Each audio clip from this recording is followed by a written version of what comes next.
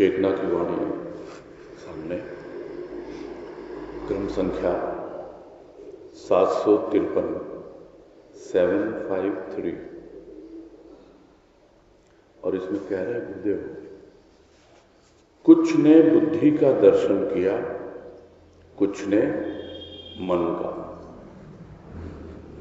वस्तु विषय सभी के सम्मुख थे, किंतु आंखें न थी। अहंकार सभी को है, तेरा कहलाकर हो न पाया, तो बुद्धि मन की थकावट है तन पर। चेतना की वाणी है।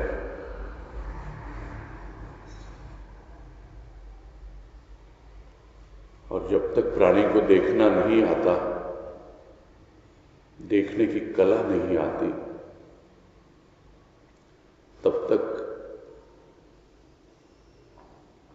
हमारी दृष्टि भौतिक तो हो सकती है, आध्यात्मिक नहीं हो पाती है। भौतिक दृष्टि प्रत्येक वस्तु को, प्रत्येक व्यक्ति को, प्रत्येक कार्यों को भौतिकता के तराजू पर ही तोलती है। और जो कुछ भी हम देखते हैं इस भौतिक संसार में, उसका प्रभाव भी हमारे मन और बुद्धि पर भौतिक रूप से ही पड़ता है। यानी स्थूल की आंखों से देखते हैं और उन आंखों के द्वारा जो भी मन और बुद्धि तक संप्रेषण होता है, जो कुछ भी विचार भाव भीतर पहुंचते हैं, वो स्थूल के ही होते हैं, स्थूल से संबंधित होते हैं। किंतु जब भक्ति में लगता है,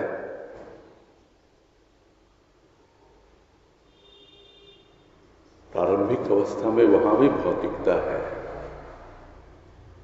क्योंकि भौतिक जीवन, स्थूल का जीवन यही दिखता है सबको।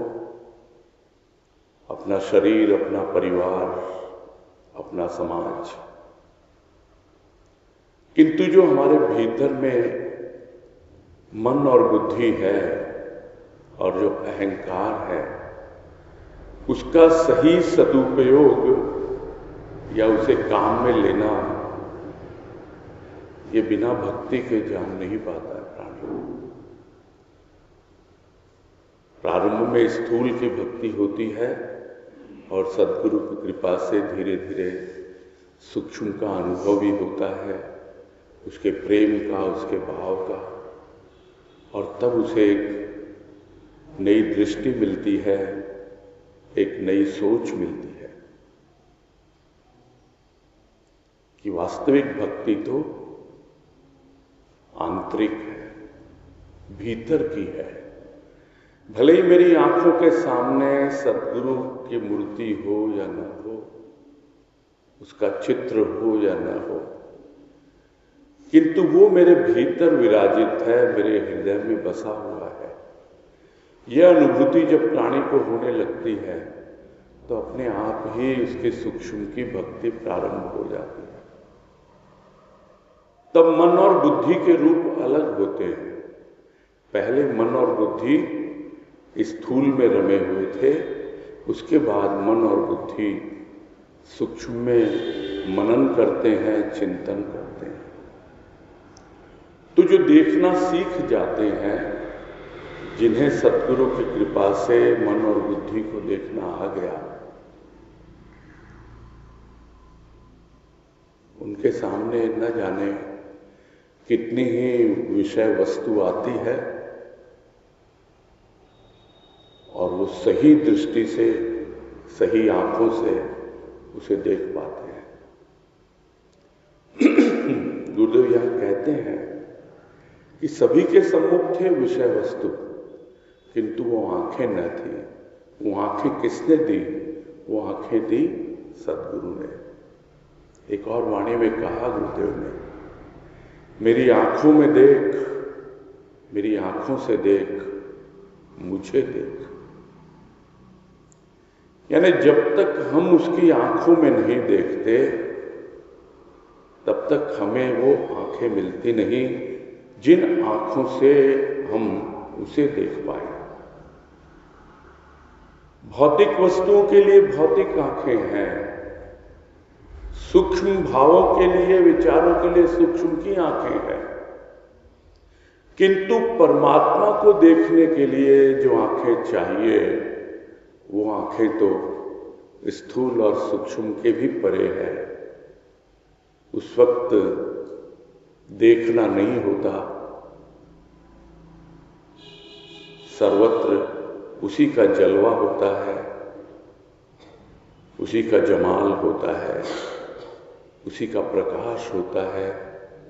और उसे ही गुरुदेव कह रहे हैं अंत में कि मुझे देख, जो कुछ भी तू देखेगा उसमें मैं तुझे दिखलाई दूंगा।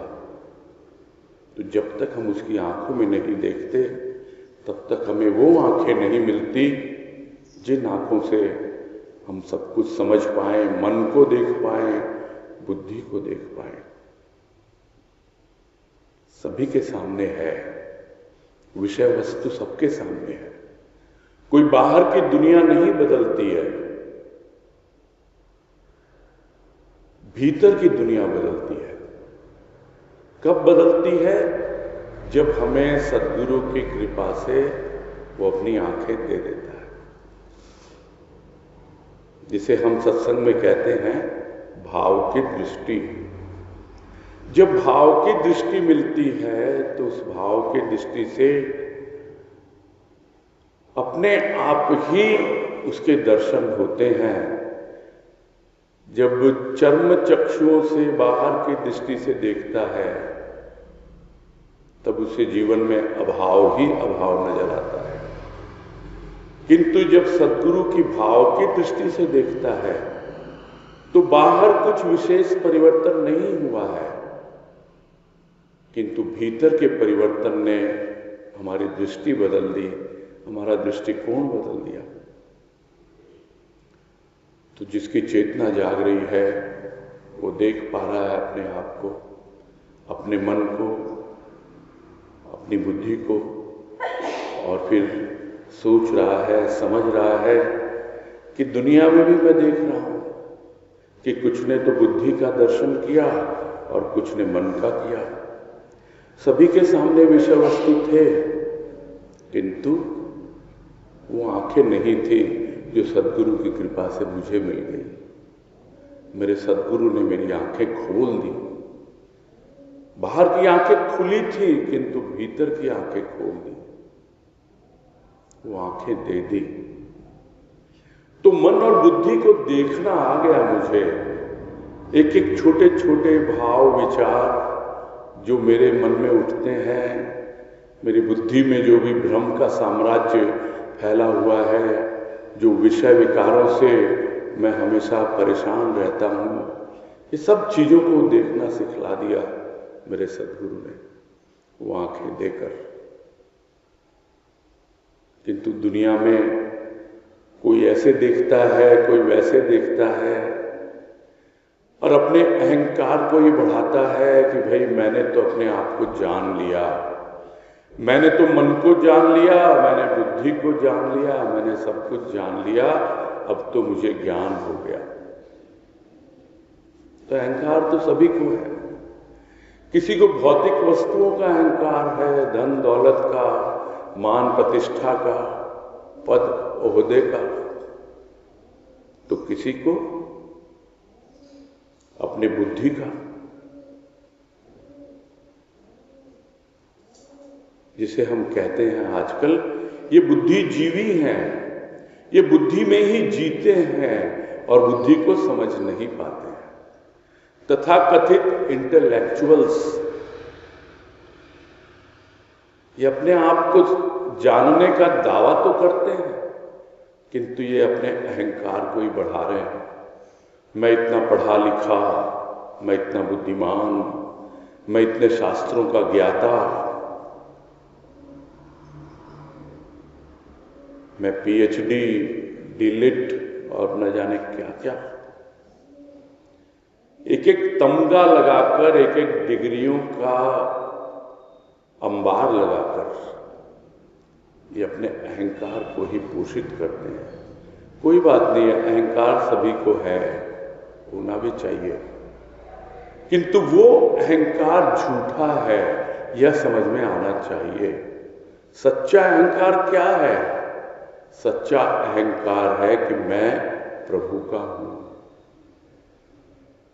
भक्त की भी एक गरिमा होती है, भक्त के भीतर भी सूक्ष्म रूप में अहंकार होता है, और वो अहंकार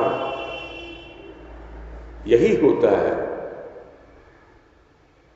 कि मैं प्रभु का हूं। और गुरुदेव यही समझा रहे हैं कि अहंकार तो सभी को है, किंतु तेरा कहलाकर ना हो पाया। यदि तेरा कहलाकर वो अहंकार ना हो पाया, और अहंकार झूठा है, थोथा है, कुछ भी उसमें आध्यात्मिक सार नहीं है, सारा का सारा भूसा भरा हुआ है बुद्धि में और मन में।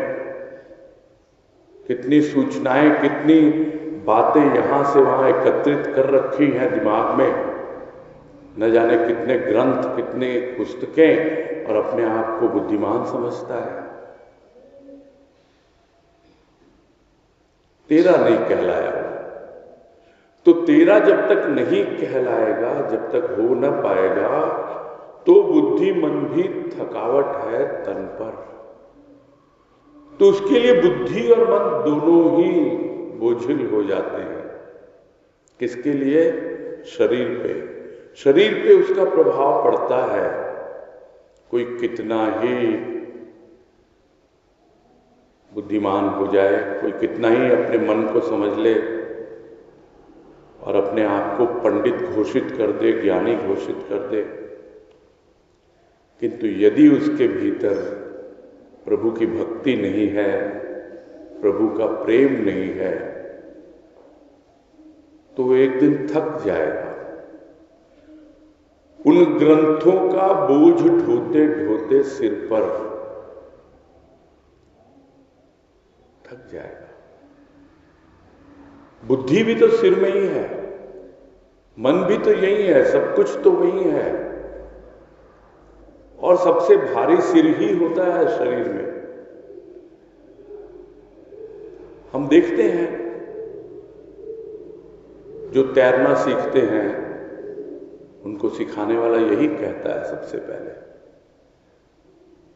कि सिर सबसे भारी है, तुम्हारा सिर भीतर नहीं डूबना चाहिए। किंतु उनके सिर पे तो इतना बोझ होता है, वो इस संसार सागर में तैरेंगे क्या? इतना तन पर वजन पड़ता है, इतना भारी हो जाता है। आए तो थे, ग्रंथों का पठन पाठन तो किया था कि ज्ञान हो जाएगा, सच्चा ज्ञान हो जाएगा, किंतु अब वही ज्ञान बघारने में लगे हैं। न जाने कितने श्लोक स्मरण कर रखे होंगे, न जाने कितने दोहे और चौपाई कंठस्थ कर रखी होगी, और उन्हीं को दिखाते हैं, बोलकर अपना पांडित्य प्रदर्शन करते हैं। थक जाते हैं लोग। देख रहा है किस प्रकार है तो सब कुछ, लेकिन प्रभु का होके नहीं है ये अहंकार इसके भीतर। ये जो अहंकार है, ये इसको अपने ज्ञान का अहंकार है। यह अहंकार उसे भक्ति का नहीं है। ज्ञान का अहंकार जितनी जल्दी खत्म हो जाए, उतना ही अहंकार शुद्ध होता है। और भक्ति का अहंकार जितना बना रहे, वो हमेशा हमेशा हमारे अहंकार को, झूठे अहंकार को दबाता रहेगा। कुछ भी होता है जीवन में, प्राणी ये नहीं कहता कि मैंने किया है। ज्ञानी कहेगा मैंने किया है, किंतु भक्त कहेगा मेरे प्रभु की कृपा से हुआ है। तो अपने आप ही प्रभु उससे जुड़ा हुआ है, इसलिए वो अहंकार, वो झूठा अहंकार दब जाता है।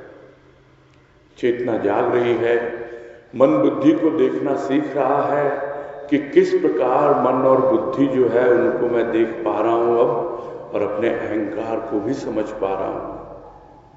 अब तो यही प्रार्थना करता है, प्रभु हमेशा मैं तेरा ही बना रहूं, भले ही मेरे जीवन में कितना भी ज्ञान आ जाए, किंतु तुम्हारी भक्ति न छूटे।